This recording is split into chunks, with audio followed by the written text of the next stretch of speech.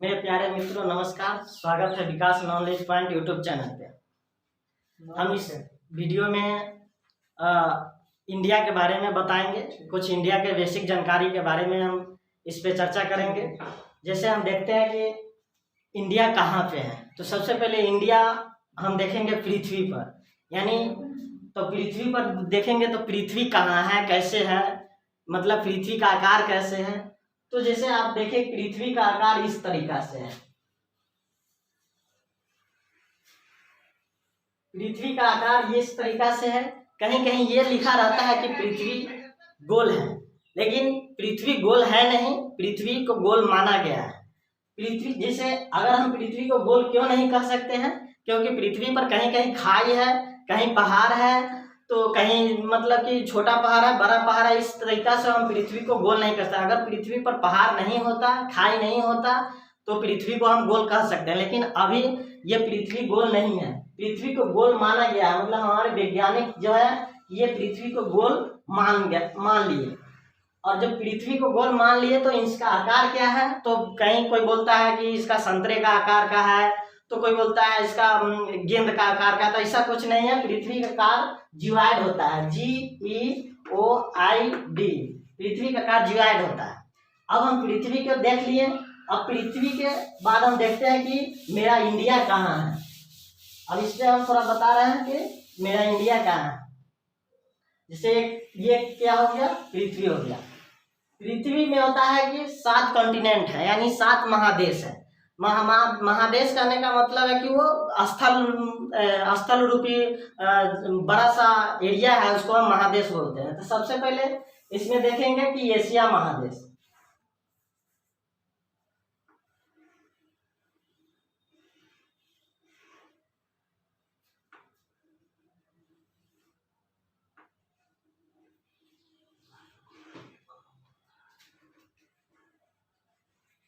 ये आपका एशिया महादेश हो गया।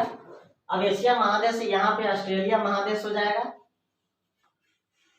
ये ऑस्ट्रेलिया महादेश हो गया। इधर इस साइड में आप देखेंगे तो उत्तरी अमेरिका है।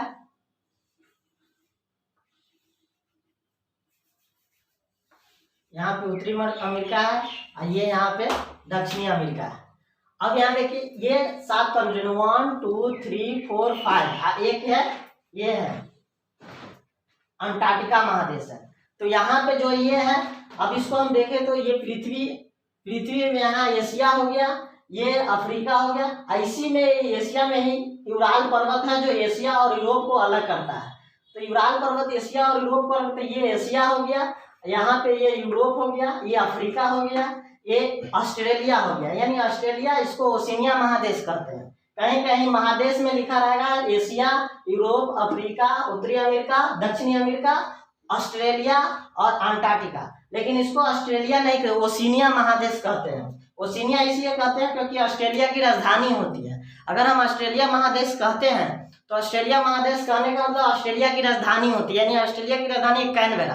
तो ऑस्ट्रेलिया एक महादेश है, तो महादेश की जब राजधानी हो सकती है तो एशिया का भी राजधानी हो सकता है, यूरोप की भी राजधानी होता है। इस कारण से हम इसको ऑस्ट्रेलिया नहीं कहते हैं।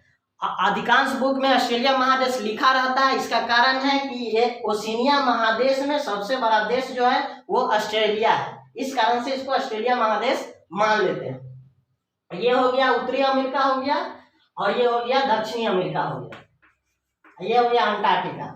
अब इसमें मेरा इंडिया कहाँ है, तो हमने ये बताया कि इंडिया का पोर्शन ये है, इंडिया का पोर्शन ये है। यहाँ से इसे देखें तो ये इंडिया का पोर्शन है। अब इसमें क्या है, अब ये देखिए यहाँ पे इंडिया का पोर्शन है। सबसे पहले ये हो गया नॉर्थ पोल हो गया, और ये हो गया साउथ पोल, साउथ पोल हो गया।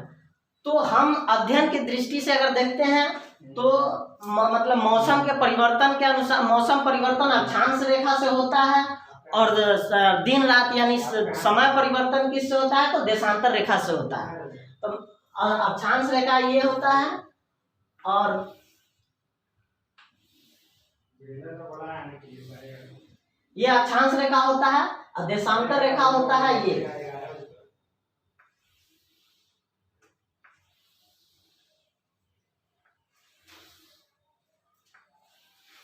ये देशांतर रेखा होता है। अक्षांश रेखा ये हो गया, देशांतर रेखा ये हो गया। अब हम देखेंगे कि इंडिया के जो स्थिति है विश्व में यानी वर्ल्ड में कितना देशांतर से कितना देशांतर रेखा तक है, और कितना अक्षांश से कितना अक्षांश रेखा तक है, और कितना देशांतर से कितना देशांतर। मतलब मेरे कहने का मतलब है कि ये 90 डिग्री होता है, यहाँ पे 90 डिग्री होता है, यहाँ पे 90 डिग्री होता है। ठीक है, इसमें यहाँ देखें तो ये 0 डिग्री होता है। अब पृथ्वी को देखें तो पृथ्वी हमारा जो है 23.5 डिग्री अपने अक्ष पर क्या है, झुका हुआ है। पृथ्वी 23.5 डिग्री झुका हुआ है। तो हम यहाँ देखिए, अब यहाँ ये होता है अक्षांश रेखा में कर्क रेखा, tropic of Cancer, tropic of Cancer. एक होता है मकर रेखा, ट्रॉपिक ऑफ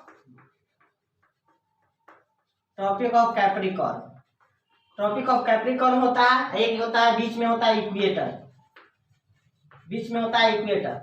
अब ये तीन को मतलब अक्षांश रेखा तो बहुत है, लेकिन ये तीन रेखा को ही हम क्यों नजर में रखते हैं, क्योंकि मतलब साल में एक बार सूर्य का रोशनी इस कर्क रेखा और मकर रेखा और विषुवत रेखा पर एकदम सीधा लंबवत पड़ता है।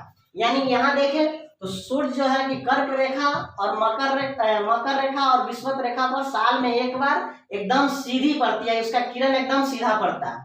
अब हम देखें कि कर्क रेखा, मकर रेखा और विषुवत रेखा कौन कौन देश से गुजरती है। तो हमारे देश से यानी भारत से सिर्फ कर्क रेखा गुजरती है।